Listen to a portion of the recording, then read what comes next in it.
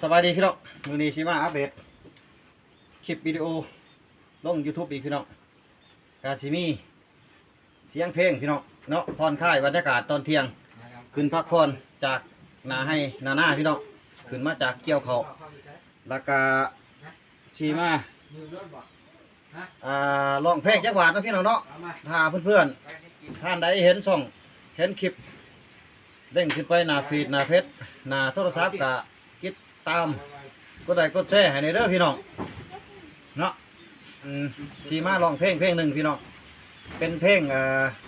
17แขวงพี่น้อง17แขวงอยู่ในล่าวเฮาเนาะเพลงนี้ก็สิมอบให้ทั้งเสี่ยวเนาะเสี่ยวพ่อครัวเพิ่นเสี่ยวตะวันกำลังลังไฟ ม่วนกับฟังน้ำกันเนาะพี่น้องเนาะเพื่อสร้างสรรค์บันเทิงพี่น้องฝากให้ FC เฮาแล้วก็ท่านผู้ชมหลายท่านได้คนขนาดพี่น้องทั่วโซเชียลทั่วโลกน้องพี่น้องเนาะให้ได้เบิ่งได้ชมกันเพลงนี้เป็นเพลง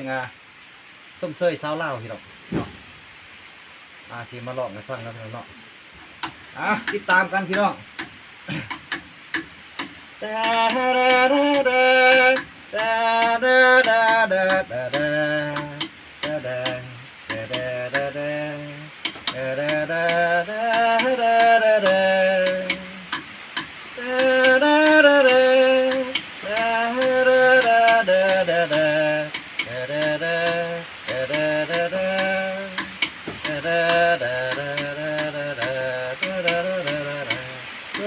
เคยสาวเราเป็นเหมือนสาวเมืองสวรรค์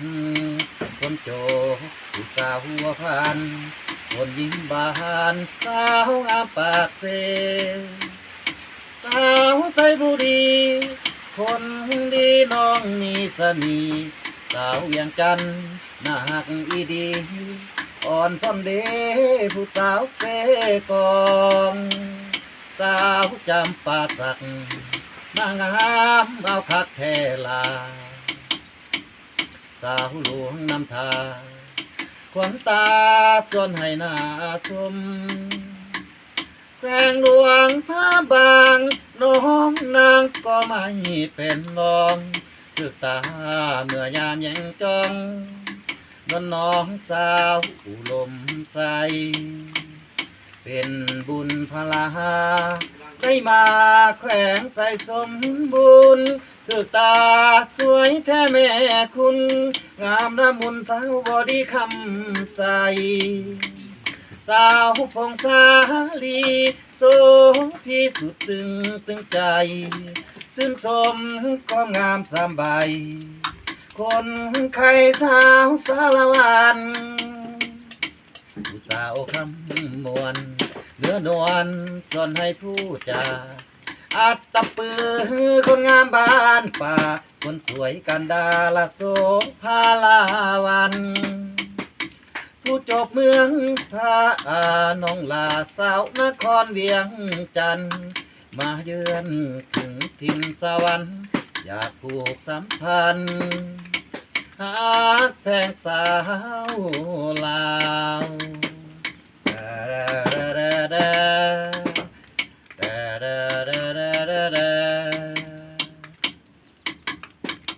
เพลงนี้ก็จบไปเนาะพี่น้องเนาะ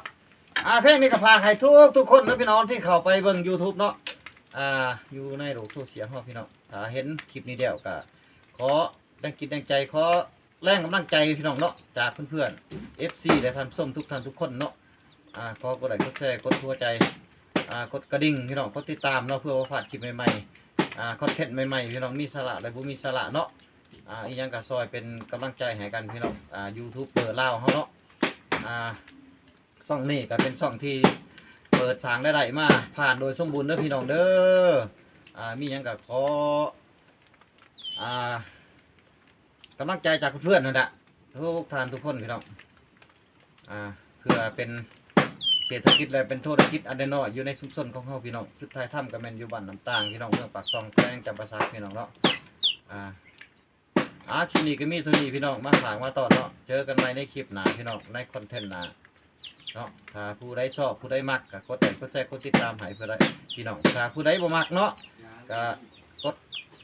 เลื่อนผ่านพี่น้องเนาะก็บ่ว่ากันพี่น้องเนาะ เดี๋ยวแต่จิตใจให้มันตัวนี้สบายดีพี่น้องสบายดีทุกๆคนพี่น้องขอบใจ